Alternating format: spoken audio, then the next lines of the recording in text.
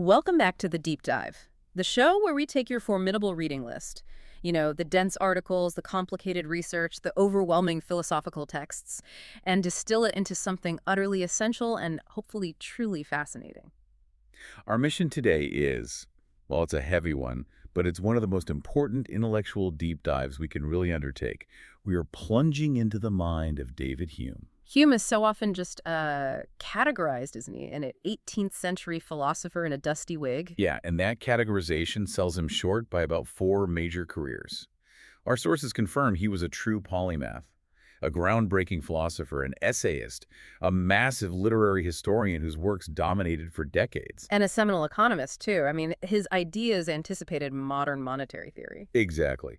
And the ripples of his work didn't just stay within philosophy. His ideas were so fundamentally disruptive that they forced major pivots in intellectual history. We're talking about a man whose skepticism literally woke Immanuel Kant from what the German philosopher famously dubbed his dogmatic slumbers. That's right. Hume's approach didn't just tweak existing metaphysics. It sought to, demolish the foundations of certainty. And that foundational skepticism, when he applied it rigorously, went on to influence giants of the 20th century. Oh, absolutely. From Albert Einstein and his formulation of special relativity to Karl Popper on the logic of scientific discovery, right down to the founding fathers of modern cognitive science. So our mission today is ambitious. We're going through a comprehensive overview of his life and works, and we're going to try and extract the most crucial, most radical, and sometimes surprising concepts. We want to give you, the listener, a thorough understanding of his massive and often contradictory impact. Okay, so to understand Hume, we have to place him in his intellectual home first. You have to. The thriving, dynamic hub of the Scottish Enlightenment.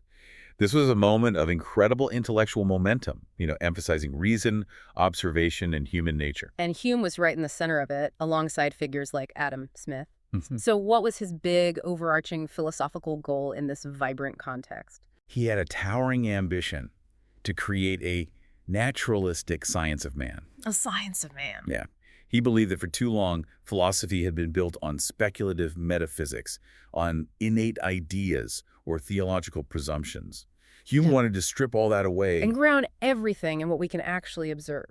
Ground human understanding, knowledge, and morality entirely in psychological experience, following the empirical tradition laid down by people like John Locke and Francis Bacon. So if physics studies the motion of bodies, Hume wanted to apply that same experimental method, that same rigor, but to the operations of the human mind. Precisely. His commitment was threefold. You've got philosophical empiricism. Knowledge comes from sense experience. Right. Then you have skepticism, so a radical doubt about the limits of our knowledge. Yeah. And finally, metaphysical naturalism. Which is the belief that everything that exists is part of the natural world, no supernatural stuff. Exactly. Rejecting supernatural intervention as an explanation. This whole commitment, this threefold approach, is the engine that drives his entire philosophical system. Okay, let's unpack the man behind this revolution. David Hume. He later changed the spelling to Hume. Right, because the original Scottish pronunciation, Hume, was constantly being mispronounced by the English. A classic problem. He was born in Edinburgh in 1711. And what immediately strikes you from the sources is his sheer intellectual precociousness. He was a genuine child prodigy. He attended the University of Edinburgh at an unusually early age, possibly as young as 10 or 12. When the typical age for entry was around 14. Yeah. But despite this intellectual gift, he was pushed into a career path he genuinely despised. That familiar tale of family pressure. They wanted him to study law. And he confessed to having an insurmountable aversion to it. He wrote later that he found the law texts, particularly Violate and Vinnius, just dry and tedious. So while his family thought he was studying legal codes, he was secretly locked away, devouring classical literature and philosophy. He cited Cicero and Virgil as his true mentors. It sounds like a slow burn of intellectual rebellion that culminated in a pretty spectacular personal crisis. It did. Around age 18, he experienced what he called a philosophical breakthrough, a moment when he saw a new scene of thought open up before him. He realized how he could apply the scientific method to human nature.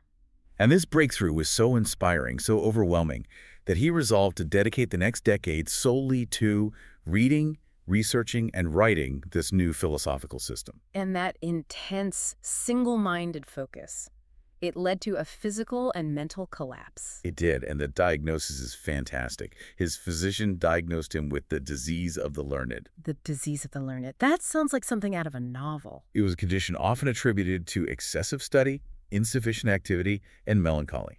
This wasn't just burnout. It was a profound physical manifestation of his intellectual ambition. And the treatment by modern standards sounds absolutely wild. The sources detail the prescription. First, a course of bitters and antihysteric pills, which sounds vaguely medical, Vague. combined with the instruction to incorporate a daily substantial dose of alcohol, a pint of claret. A pint of wine every day to cure intellectual overload. Did it work? Well, the sources say the initial results were terrible. He developed scurvy spots and experienced palpitations. Oh, wow. But over time, the new regimen, the medicine, the wine, and the enforced moderation of his studies, it transformed him. He wrote that he transitioned from being tall, lean, and raw-boned to becoming sturdy, robust, and healthful-like. And this is the period that set him on the path to becoming the heavier, corpulent man known for his love of port and cheese later in life. That's the one. So, after this intense period, the intellectual project came to fruition. In 1739-40, at the age of 28, he published his magnum opus, A Treatise of Human Nature. Yes, and the subtitle perfectly summarizes his ambition. Being an attempt to introduce the experimental method of reasoning into moral subjects. Moral subjects. In his day, that meant everything from ethics and politics to epistemology and psychology. Pretty much everything about the human condition. He genuinely believed this treatise would be his Newtonian moment, the comprehensive foundation for all future human knowledge. But the contemporary reception was the complete opposite of what he'd hoped for. This is a story of profound literary disappointment. It was devastating. Today, we view the treatise as perhaps the single most important work in Western philosophy of the 18th century. But at the time, Hume lamented that it fell dead born from the press. He couldn't even generate a controversy, noting it failed to cause a murmur among the zealots. and the few reviewers who did engage with it. They called it abstract and unintelligible. Can you imagine 10 years of his youth, his entire savings devoted to this colossal work, and it's met with silence or just scorn? What does a philosopher do then? Well, he swallowed his pride and tried to sell it to the public again, but under the guise of anonymity. He published an abstract of a book lately published. Essentially a clearer, shorter summary, a philosophical press release. That's a great way to put it. Yep. And it focused heavily on his core doctrine of cause and effect. And that abstract is valuable because it gives us a direct view into what Hume himself believed was the most important central argument of his entire system. Exactly. But even with the abstract, the treatise failed to gain traction. Hume was so stung by this rejection that he later dismissed his debut work as juvenilia. He called it an immature endeavor.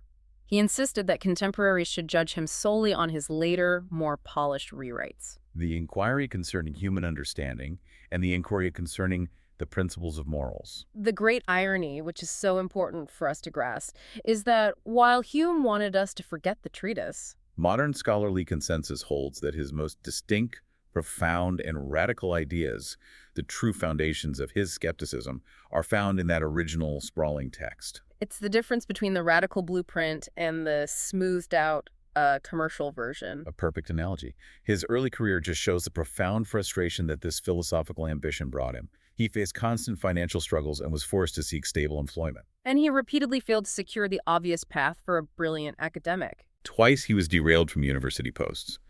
First for the chair of pneumatics and moral philosophy at the University of Edinburgh, and later for a philosophy chair at the University of Glasgow. And the reason was consistent and brutally simple. Intense public and ecclesiastical suspicion over his alleged atheism and his anti-religious views. His skepticism was seen as a moral poison. So he was too radical for academia. He had to take these highly unconventional jobs just to make ends meet. He worked as a merchant's assistant, served as Secretary to General James St. Clair on military and diplomatic missions. And the sources note that this period of travel and the good table of the general contributed significantly to his physical transformation and weight gain. Right, a sharp contrast with his lean, starving student years. But his career truly pivoted in 1752 when he landed a low-paying but crucial job. Librarian at the Advocates' Library in Edinburgh. This was the turning point. The pay was minimal, but the access to the vast collection of books was everything. It allowed him to pivot his tremendous intellectual energy away from pure, difficult philosophy and toward history. And the result was The History of England, a monumental success. He churned out 6 volumes covering everything from Julius Caesar to the Glorious Revolution of 1688. Over 1 million words. It became an immediate bestseller and made him both famous and wealthy in his lifetime. For over 60 years, Hume was the dominant interpreter of English history. It's a crucial detail that the great philosophical skeptic of the age became renowned not for his radical philosophy, but for a massive commercial history book. It's one of the great ironies of his life. Okay, let's leave the biography now and move to the architecture of the mind itself, because this is where Hume profoundly challenges our most basic assumptions about reality. It all starts with his foundational doctrine. The mind consists only of perceptions. That's right. If he's going to build a science of man, he needs building blocks. For Hume, the mind is simply a collection of mental objects, which he calls perceptions. And he immediately divides these perceptions into 2 distinct categories. Impressions and ideas. The distinction is based on what scholars call the FLV criterion: force, liveliness, and vivacity. That helps me keep them straight. Impressions are the forceful ones. They are the immediate sensations and passions we experience right now. The blinding flash of light, the sharp pain of a paper cut, the sound of music filling the room. The strong passion of anger or love. They're vivid and immediate. Exactly. Ideas, on the other hand, are the shadows or echoes of those moments. The faint copies of impressions. Precisely. They are what happens when you remember the pain of the paper cut, or you think about the color blue you just saw. They are less lively, less forceful than the original impression. This distinction leads directly to one of his most powerful intellectual tools, which he uses to dismantle abstract concepts: the copy principle. The copy principle is fundamental to his empiricism. It states that all ideas must ultimately be traced back to some original, corresponding impression. So if you claim to have an idea, but you can't point to the impression, the sensory input or passion from which it was copied. Hume says that idea is meaningless, or at least highly suspicious. That seems incredibly restrictive. If all ideas are just copies of impressions, where does imagination come from? I mean, we can imagine a perfectly just ruler or a winged horse, even if we've never had the impression of those things in reality. Right. Does Hume leave any room for true creativity or abstraction? Yeah. He accounts for it, but not as the creation of genuinely new, simple ideas. He clarifies that both impressions and ideas are further divided into simple and complex. A simple perception is the irreducible unit, like the color red or a single musical note. It admits of no distinction nor separation. A complex perception, though, is a bundle of these simple components. Think of your impression of an apple. It's a bundle of red sensations, round sensations, sweet taste sensations, and so on. So the imagination only has the power to take simple ideas that were copied from simple impressions and recombine them. Recombine them into new complex ideas. You can imagine a gold mountain because you have the simple impression of gold and the simple impression of mountain, and you stick them together. But you can't imagine a color you've never seen before. Precisely. And this recombination process, he argues, is not random. It's guided by a kind of mental mechanics, which he calls the association of ideas. Like psychological magnets drawing certain ideas together. A great way to think of it. He identifies 3 core principles. The first being resemblance. If you see a photograph, the idea of that image immediately brings to mind the idea of the original object it represents. Because they look alike, the mind connects them. Simple enough. The second is contiguity, meaning closeness in space or time. Yes. If you think about a specific room you know well, maybe your childhood bedroom, when you think of the bed, the idea immediately pulls up the idea of the desk that was always right next to it. They were contiguous in space, so the ideas are contiguous in the mind. And then the third, the one that causes the great philosophical earthquake, cause and effect. This is where his scientific approach turns into radical skepticism. Yes. When we repeatedly observe one object or event consistently followed by another, say, event A, striking a match, is always followed by event B, fire, that constant conjunction leads to an association in the mind. And that repetition creates a habit or a custom. And that custom, that habit, then creates an expectation. We expect event B to follow event A next time. That expectation is key because it moves us into the problem of induction and causation, which is the absolute cornerstone of Hume's entire system. It really is. It challenges the basis not just of philosophy, but of all empirical science. We use induction constantly. I mean, it's how we navigate the world. We assume the laws of nature are stable. Yeah. We assume the sun will rise tomorrow. What exactly is the problem with justifying it? Hume says that inductive reasoning, predicting the future based on the past, cannot be rationally justified. He traps rationalists between his two recognized forms of justified argument. Okay, let's break those two down. First, you have demonstrative reasoning. This is the realm of logic and mathematics. The conclusions are necessary and certain, like 2 + 2 = 4, or all bachelors are unmarried. So, is the future will resemble a past a demonstrative truth? Hume says no, because we can easily conceive, without contradiction, of nature changing. We can imagine the sun failing to rise tomorrow. We can imagine fire might suddenly feel cold. And since we can conceive of the opposite, it's not a logical necessity. Exactly. So demonstrative reasoning fails. That leaves probable reasoning. So why can't we use probability? It seems like a good bet. Because that's where the circularity comes in. If you try to argue that the future will resemble the past because it is done so reliably every time in the past, Are you using the very inductive principle you were trying to justify? you're using induction to prove the validity of induction. It becomes circular and therefore fails as a rational justification. Wow.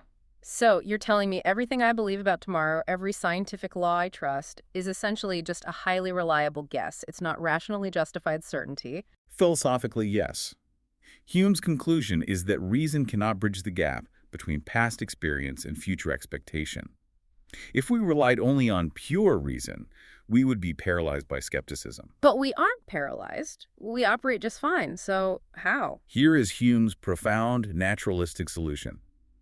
We are determined to believe by custom and instinct, not by reason. He moved the justification out of the cold, calculating realm of logic and into the warm, necessary realm of human nature. Which is why he claimed, nature, by an absolute and uncontrollable sick necessity, has determined us to judge as well as to breathe and feel. It's an animal faith, a psychological mechanism that protects us from excessive caution and sterile suspension of belief. It's a magnificent term. But it completely reframes causation. It does. It means we never perceive necessary connection in external objects. When one billiard ball strikes another and the second one moves, we do not perceive the power or force that transfers the motion. We only perceive the constant conjunction. The first ball touches, the second one moves. That's all. So if we feel the necessity, where does that feeling come from? It's an internal sensation. The necessity is a quality of perception. It's the internal feeling of expectation, born from habit, that is felt by the mind. And then we mistakenly project that feeling onto the external world as if the objects themselves had the power. We mistake our internal psychological mechanism for an external physical property, yes. This skepticism regarding metaphysical certainty is the sword he uses to introduce Hume's fork. This is his crucial filter for separating what can be known from what should be rejected. Indeed. Hume's fork divides all objects of human reason and inquiry into two mutually exclusive camps. Anything that can't fit into one of these two camps should be treated with radical skepticism. First, we have relations of ideas. These are discovered purely through thought and definition, independent of the real world. They're a priori. This is where you find logic, algebra, geometry. They are certain, demonstrative, and universally true. And second, matters of fact. These are dependent on observation, experience, and sensory input. They're contingent on reality and are only probable, never certain. Their opposite is always conceivable. The sun will rise tomorrow, is a matter of fact. 2 + 2 = 4 is a relation of ideas. Precisely. And the power of the fork is that any claim, particularly theological claims about necessary existence or metaphysical claims about substances, that purports to be certain yet requires observational proof, it fails the test. It's neither a relation of ideas nor a probable matter of fact. So he uses it as a devastating tool for clearing out intellectual clutter and rejecting ungrounded speculation. Okay, so if Hume used this skeptical knife to sever the necessary link between cause and effect in the external world, he next turned that blade inward. He asked, what evidence do we have for the necessary connection of our own consciousness? And this brings us to perhaps the most personally destabilizing of his philosophical critiques, the illusion of the self, or bundle theory. This is profoundly radical. He denied the very idea of a simple, unified, persistent self, the soul or I, that supposedly endures stably beneath all our experiences. He argued that when we introspect, the self is merely a bundle of sensations or a heap of perceptions. So the self isn't a thing that has experiences. The self is the experiences, and nothing more. Precisely. It's a collection of rapidly succeeding perceptions.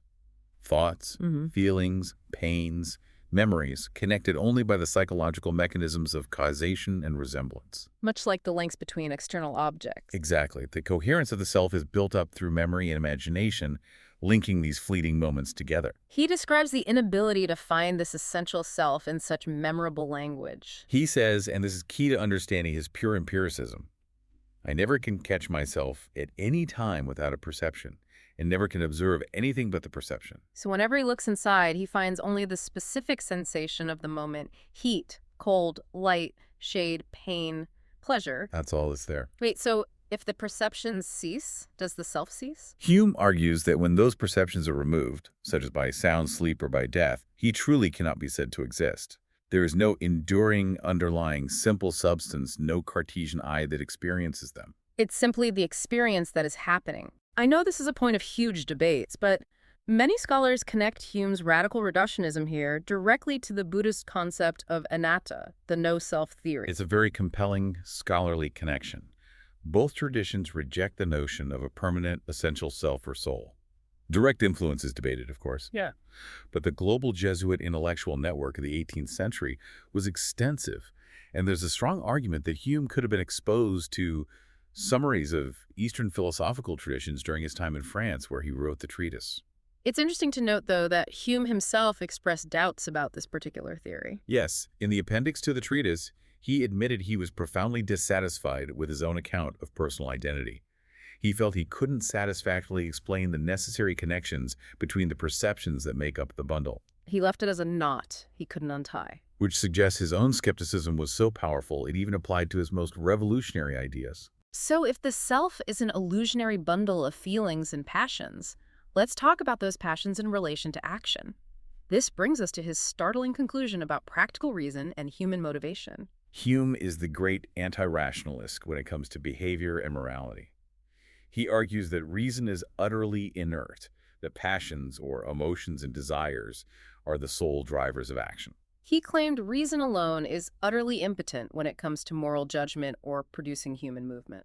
Which leads to the line for which he is most famous in moral philosophy. The famous and profoundly provocative statement. Reason is, and ought only to be the slave of the passions, and can never pretend to any other office than to serve and obey them. That sounds extremely dramatic. What does he mean by reason being a slave? Does reason have no role in human decisions? It has a crucial but subordinate role.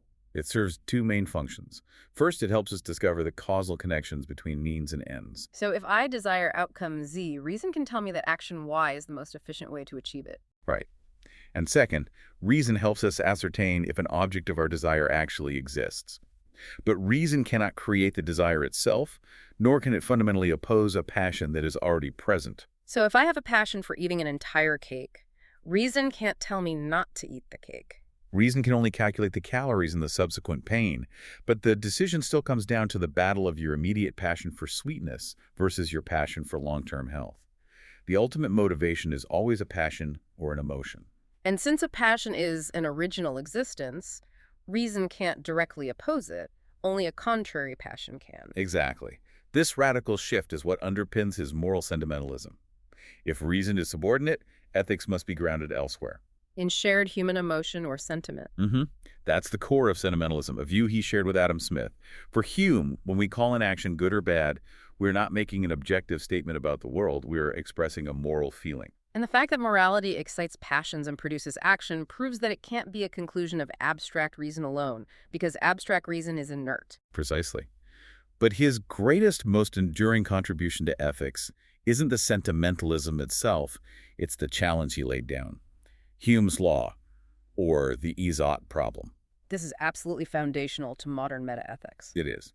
Hume observed that in almost every system of morality and public policy he encountered, the writer would seamlessly transition from describing fact statements of what is the case to prescribing action statements of what ought to be done, and he challenged the logical jump between the two. He demanded the justification for this inference. How, he asked, could a new relation, the prescriptive ought, be logically deduced from a set of descriptive is statements? He wrote that it seems altogether inconceivable. Just because humans are physically capable of violence, it does not mean they ought to be violent. Right. Just because wealth is distributed unequally, it doesn't automatically mean it ought to be redistributed. The implication being that the shift from description to prescription often hides an unstated, emotional, or non-rational premise. The legacy of that insight is massive. It deeply influenced later metaethical theories like emotivism. And it remains the key challenge to any attempt to ground morality in natural observation. Finally, let's look at how this highly deterministic worldview, where causes, effects, and passions all operate predictably, meshes with our common sense notion of human freedom. Hume was a classical compatibilist. He was committed to reconciling free will and determinism. He saw the entire historical debate as a linguistic quibble, persisting for 2,000 years merely because of ambiguous terminology. He believed that if we just properly define the terms, necessity and liberty are not only compatible. But that liberty, in the sense we care about, actually requires necessity. Okay, that is counterintuitive. Why does freedom require determinism? Let's start with his definitions. He defined necessity as simply the uniformity observable in the operations of nature. When applied to humans, it just means our actions proceed predictably from our motives and character. And liberty. Liberty is a power of acting or not acting according to the determinations of the will. It is freedom from external constraint, what he called the liberty of spontaneity. So, if I freely choose to raise my arm, and the underlying necessity means that choice proceeds from my consistent character and motives, I can be held responsible. Exactly, because if our actions were not necessitated, if they were pure random chance, disconnected from our motives or character, then they couldn't possibly be considered an expression of our will. If I act purely randomly, I'm not free and I can't be held responsible. Right. Freedom, for Hume, requires that actions proceed from some cause in the character and disposition of the person. He even weighed in on the ancient thought puzzle known as Bearden's ass. The donkey supposedly dying of indecision between two equal bales of hay. Hume rejected the idea that a human could be paralyzed by such a dilemma. He argued that even in a seemingly perfect balance of motives, a human will spontaneously act. Not based on chance. But based on a necessity driven by the immediate motive, like self-preservation. This spontaneous action confirms the compatibility. The freedom is in the spontaneity, but the cause is still necessitated by the natural function of the will. If the treatise was a philosophical failure, Hume's writings on religion were, for his time, a massive public scandal. Oh, yeah. His reputation in the 18th century was dominated by these critiques, leading the Church of Scotland to seriously consider formal heresy charges against him. He was a profound skeptic, often labeled an irreligious figure or an atheist.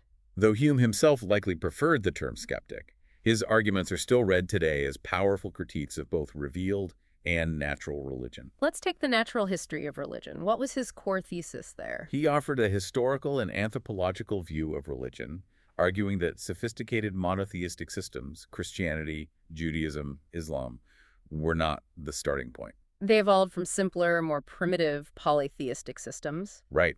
And the ultimate root of all religion, he claimed, was not divine revelation or rational proof, but simple human psychology. The dread of the unknown, anxiety about the future, and fear of unpredictable natural forces. He had a great, almost self-deprecating anecdote that illustrated just how notorious his religious reputation was, even among the common folk of Edinburgh. Yes, the famous fishwife story. Hume loved to tell how he had accidentally fallen into a mire or bog near the city. He struggled to get out until an old fishwife, a local vendor, approached. And she immediately recognized him as Hume the atheist. And refused to lend him a hand. The sources say she eventually relented, but only after making him declare himself a Christian and recite the Lord's Prayer. It paints a wonderful picture of the tension between the intellectual elite and the public sphere during the Enlightenment. But let's move to his most analytically influential religious critique, the devastating argument against miracles. This argument is brilliant because it uses his own empirical method, the reliance on constant conjunction and experience, to undermine the very concept of miracles. He starts with a strict definition. A miracle is a transgression of a law of nature by a particular volition of the deity. Given that definition, how does he instruct a wise man to evaluate testimony claiming a miracle occurred? The wise man must always balance the evidence. For Hume, the established laws of nature like gravity or water boiling at 100 degrees Celsius are the strongest empirical evidence we possess. Because they're codified through constant, uniform past experience. Exactly. A miracle, being a singular transgression, directly contradicts this constant, uniform experience. So on one side of the scale, you have the weight of all human history and uniform experience proving the law of nature. On the other, you have the singular, unique testimony of the miracle claim. Right. And the wise man, using simple probability, must always deduct the smaller number of conflicting observations from the greater number of uniform observations. So he concludes that the probability that the testimony is mistaken, fabricated, or the witness is deceived is always greater than the probability that a universally established law of nature has been broken. Always. He used the famous example of the Indian prince to illustrate this point. The prince, living in a hot climate, is told by travelers that in far-off lands, water becomes so hard it can support a man. And he refuses to believe it. Hume argues the prince reasoned justly, based on his own vast, uniform past experience, that water is always fluid. For the prince, the testimony of frozen water was contrary to everything he knew. And Hume argued that if the miracle were real, it would either have to be repeatable, in which case it would cease to be a transgression and become a new law of nature, Or it could never be rational to believe it occurred based on testimony alone. He piled on other points too, noting the issue of contradictory evidence. Miracles reported by one religion inherently argue against the divine authority of all others. He also pointed out the historical correlation. Miracles seem to happen mostly in ignorant and barbarous nations. Suggesting a strong link between intellectual sophistication and rational skepticism. Moving from revealed religion to natural religion, Hume is also credited, alongside Darwin, with doing the most to undermine the teleological or design argument for God's existence. The argument that the universe, with its obvious complexity, must have been designed by an intelligent creator, much like a watch implies a watchmaker. And Hume's critique, again, is purely epistemological. It's based on his own principles. Causation, remember, relies on constant conjunction. We observe conjunctions, watch and watchmaker, house and builder, and we make an inference. But the universe is a singular and unparalleled effect. Right. We have no experience of other universes being created, botched, or maintained. We have no external experience to compare this effect to, and thus no basis to infer its cause or designer. And he took the critique further, suggesting that if we must infer a cause, we can't assume perfection. Through his skeptical character Philo in the dialogues concerning natural religion, Hume suggested that if we infer a designer based solely on the evidence of the world, we can only infer a cause proportional to the observed effect. And what do we observe? A world full of pain, error, and inefficiency. So Philo suggested that perhaps the universe was merely one of many worlds botched and bungled by an incompetent designer, a stupid mechanic. That's a highly modern, even pre-evolutionary idea. It is. The idea that design could arise through trial and error over a long time, rather than a single, perfect act of creation, is often cited as anticipating aspects of natural selection. Before we get to the challenging parts of his legacy, let's briefly expand on the two other colossal careers Hume pursued, historian and economist. His career as a historian made him a celebrity. The history of England was revolutionary because it broadened the scope of historical narrative beyond just kings and parliaments. He incorporated discussions of literature, science, and the customs of the people. And he used history to illustrate philosophical lessons. Absolutely. He used his historical work to champion the gradual rise of liberty in England, and, conversely, to highlight the destructive effects of what he called fanaticism, referring primarily to religious zealotry. And his goal was often to teach moderation and tolerance by showing the historical consequences of dogmatism. Right. And then you have his immediate practical success as an economist. His political discourses were a massive and immediate hit, the only work he considered an unqualified success upon first publication. And he laid the groundwork for classical economics alongside Adam Smith. For example, he argued that private property is not justified by a natural right, but by scarcity and utility. It's necessary because human beings are selfish and resources are finite. He also anticipated aspects of modern monetary theory. He argued against the idea that a country needs a specific, quantifiable nominal amount of money to thrive. He demonstrated that if a country doubles its money supply, prices will simply adjust, and the true wealth, the real output and labor, remains the same. And this essay, Of the Balance of Trade, was so analytically sophisticated that Paul Krugman called it the first true economic model. As we conclude this deep dive, we must address the difficult and crucial details surrounding Hume's direct involvement with institutions of slavery and his published writings on race. This is a critical area, especially given recent historical research. We have documentation of his direct, if secondary, involvement in the slave trade. In 1766, while serving as secretary to the British Embassy in Paris, Hume communicated a business proposal to his patron, Lord Hertford. And this proposal involved acquiring a half share of slave plantations located in Grenada. Yes, an island recently ceded to Britain. The sources indicate that Hume was acting as a messenger, but the content of his letter goes beyond simple secretarial conveyance. How does the tone of his communication complicate his involvement? He vouched strongly for the partners involved, Sir George Colebrook and John Stuart, describing them as men of substance and character. And more significantly, he described the deal to acquire the plantation, which held 42 enslaved people by 1767, as much more advantageous than a previous offer. Exactly. That endorsement suggests more than just passive transmission of information. And there is also his own financial history recorded at Coutts Bank. That's another key detail. The ledger records show that Hume lent £400, a very substantial sum at the time, to John Stuart, one of the partners, shortly before this plantation proposal was made. The loan was later repaid with commercial interest. And this historical evidence has naturally generated an intense scholarly debate. There are varying interpretations. Scholars like Peter Hutton and David Ashton argue that the letter shows Hume was merely conveying information, and that the evidence doesn't definitively prove he had a direct pecuniary interest in the plantation itself. They maintain he was acting as a high-level intermediary. But other scholars argue that his role was more active than passive. Right. Interpretations like those put forth by Danielle Charette and others argue that by explicitly vouching for the partner's integrity and calling the venture advantageous, Hume was actively encouraging the purchase. And putting his reputation behind the profitability of a slaveholding enterprise. Which, they argue, shows a measure of personal hypocrisy when measured against the Enlightenment ideals he promoted. The sources also compel us to address the specific, notorious footnote he added to his essay of national characters in 1753. This footnote contains Hume's most explicitly prejudicial speculation regarding race.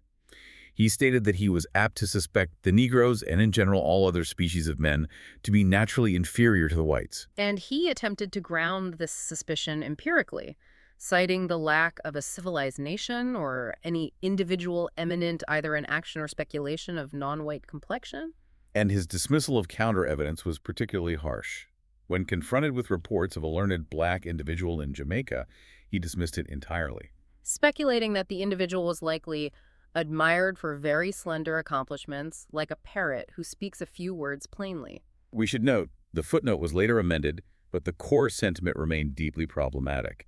In a posthumous edition, the footnote was amended to restrict the declaration of inferiority solely to people of African descent. Regardless of the amendment, the content is acknowledged by scholars as being especially shocking and deeply puzzling within the context of his otherwise rigorous philosophical method. And the consequences of this legacy are felt in the present day. Absolutely. The tension between his philosophical greatness and his documented racist writings in connection to slavery led to public action.